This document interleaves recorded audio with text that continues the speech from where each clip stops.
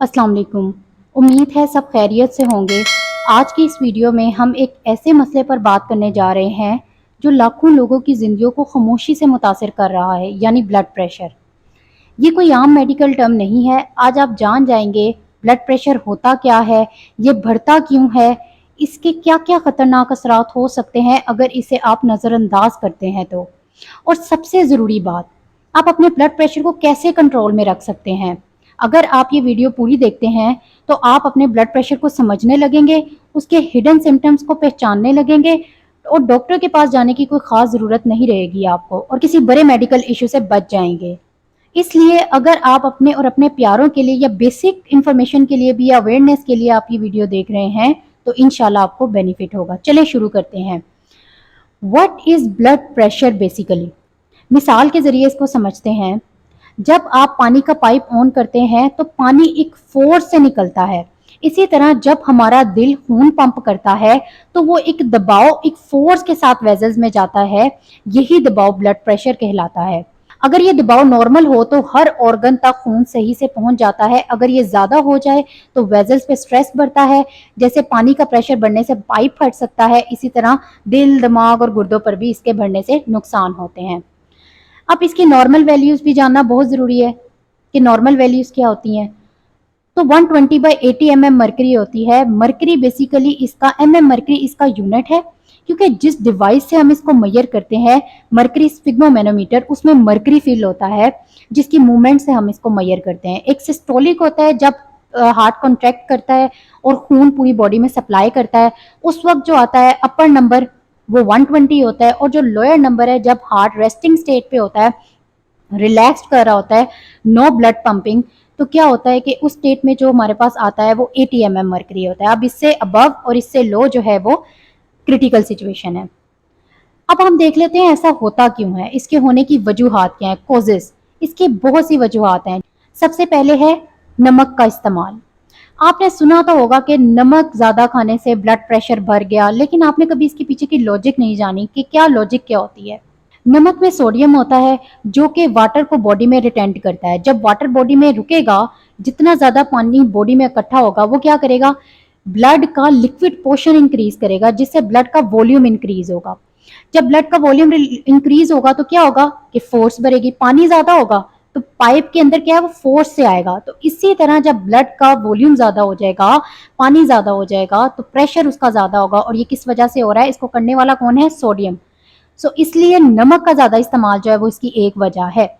उसके अलावा स्ट्रेस, हमारी रूटीन ऐसी हो चुकी है कि इसमें टेंशन्स बहुत ज़्यादा है, बहुत ज़्यादा स्ट्रेस लेवल है। हर एज का बंदा है तो उसको कोई ना कोई स्ट्रेस है। तो इससे क्या होता है कि जब हम बहुत ज़्यादा स्ट्रेस लेते हैं तो उसमें एक हार्मोन रिलीज होता है जिसका नाम है एड्रेनलिन। अब इस एड्रेनलिन ने क्या करना है, हमारी वेजल्स को इफेक्ट करना है, वेजल्स को तंग कर देना है, जिससे क्या होगा, उतना ही अंदर नॉर्मली प्रेशर होगा ब्लड का, लेकिन चूंकि वेजल्स तंग हो गई हैं तो प्रेशर क्या है, बढ़ जाएगा। तो इससे भी हमारा ब्लड प्रेशर जो है वो डिस्टर्ब होगा। ओबेसिटी, अब ये क्या है, जितनी फिजिकल एक्टिविटी कम होगी और चर्बी ज्यादा होती जाएगी तो वेजल्स में ब्लॉकेज हो सकती है, दिल को फोर्स लगाना पड़ेगी और ब्लड प्रेशर बढ़ता चला जाएगा। तो ये इसकी तीसरी वजह थी। अब इसकी फोर्थ रीजन डिस्कस करते हैं, सिगरेट या अल्कोहल। ये दोनों वेजल की फ्लेक्सिबिलिटी को खत्म कर देते हैं। यानी जैसे देखिए, थोड़ा बहुत ब्लड का वॉल्यूम इंक्रीज या डिक्रीज होता है ना, तो हमारी वेजल्स में इतनी फ्लेक्सिबिलिटी होती है कि वो उसके अकॉर्डिंग कंपनसेट कर लेती हैं इस चीज़ को, उसके अकॉर्डिंग अपने आप को एडजस्ट कर लेती हैं। लेकिन चूंकि सिगरेट और ये अल्कोहल, ये बैड हैबिट्स जो हमारी लाइफस्टाइल में, जो हमारी रूटीन में ऐड हो जाती है, उससे क्या होता है कि वेजल्स टाइट हो जाती हैं और प्रेशर इंक्रीज हो जाता है फिर से। इसकी फिफ्थ रीजन है जेनेटिकली। मतलब अगर किसी की फैमिली हिस्ट्री ऐसी है कि उसके पेरेंट्स को था या एंसेस्टर्स में से किसी को था, तो उसको ज्यादा एहतियात करनी चाहिए, क्योंकि डीएनए में कैरी आउट होके ये रिस्क आ जाता है। अच्छा, इफेक्ट्स। अब इसके इफेक्ट्स देख लेते हैं। हाई बीपी कोई छोटी बीमारी नहीं है, इसे साइलेंट किलर इसलिए कहते हैं क्योंकि हार्ट वेजल्स फट सकती हैं, यानी उससे हार्ट अटैक हो सकता है आपको। दिमाग में क्लोट बन सकता है जिसे हम स्ट्रोक भी कहते हैं, यानी उसे झटके लगते हैं। देखा ना आपने, बाजू का हार्ट अटैक होता है तो उसके पीछे की रीजन पता चलती है, जी ब्लड प्रेशर हाई हो गया था, या किसी को दिमाग के झटके लगते हैं तो वो क्या होता है, दिमाग में क्लोट बन गया होता है। इसी तरह किडनी फेलियर भी हो सकता है, क्योंकि या तो किडनी बहुत ओवरलोड हो जाती है ब्लड से, क्योंकि ब्लड का वॉल्यूम ज्यादा होता है। हमारी किडनी खून फिल्टर नहीं कर सकती, जिससे किडनी फेलियर हो जाता है। आंखों में प्रेशर बढ़ता है, जैसे आईसाइट प्रॉब्लम होती है, धुंधलाने लग जाती हैं, यानी वही पर्सन वही एक इमेज जो है वो हमें डबल डबल नजर आती है।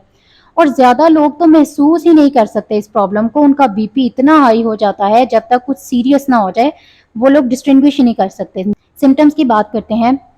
बहुत ज्यादा हाई बीपी वालों को कुछ महसूस ही नहीं होता, लेकिन जो सिम्टम्स मोस्ट प्रोबेबली इसमें अपीयर होते हैं उनमें हेडेक नंबर 1, यानी चक्कर आना, सर दर्द होना, चेस्ट पेन या सफोकेशन होती है। उसके अलावा नोज ब्लीडिंग करती है, नजर का धुंधला आ जाना। ट्रीटमेंट की बात करते हैं। बीपी सिर्फ टैबलेट से नहीं, इंस्टेड आपके लाइफस्टाइल से कंट्रोल होता है। लोग क्या करते हैं, पिल्स पे पिल्स लेते रहते हैं, लेकिन अपनी डाइट और लाइफस्टाइल पे गौर नहीं करते, जैसे प्रॉब्लम्स होती हैं। और हमारे पास जब आते हैं तो क्या होता है कि स्वेयर अटैक या खतरनाक कंडीशन में होते हैं। अब जिन बातों का इन्हें ख्याल रखना चाहिए, सबसे पहले तो आपने वही जो आपके इनकी वजूहात हैं, कॉजेज हैं, आपने उन पर गौर करना है। सबसे पहले आपने नमक का इस्तेमाल कम करना है, जैसे डायबिटीज में शुगर का हम कम कर देते हैं ना, करते करते खत्म कर देना है इसको, अगर आपका बीपी बहुत ज्यादा हाई रहने लगा है तो। उसके अलावा डेली वॉक कम से कम 20 से 30 सेकंड आप इसको करें। ये तो आपके जिंदगी के दीगर मामलात के लिए भी बहुत अच्छी है। वजन को कंट्रोल करें, स्ट्रेस कंट्रोल करें, टेंशन ना लें। इन सब के बाद डॉक्टर्स की जो प्रिस्क्राइब्ड मेडिसिन है वो आपने लाजमी इस्तेमाल करनी है, यानी वही कॉजेज जो है आपने उनको कंट्रोल करना है, तो वही आपका ट्रीटमेंट है। लेकिन प्रिस्क्रिप्शन आपने नहीं छोड़नी, मेडिसिन यूज करें, बट साथ ही साथ वो सुने है ना आपने, एहतियात इलाज से बेहतर है, तो बस ये वही है। कंक्लूजन करते हैं इसका। आपने इन सब बातों से सीखना है और हर 15 दिन के बाद आपने बीपी चेक करना है।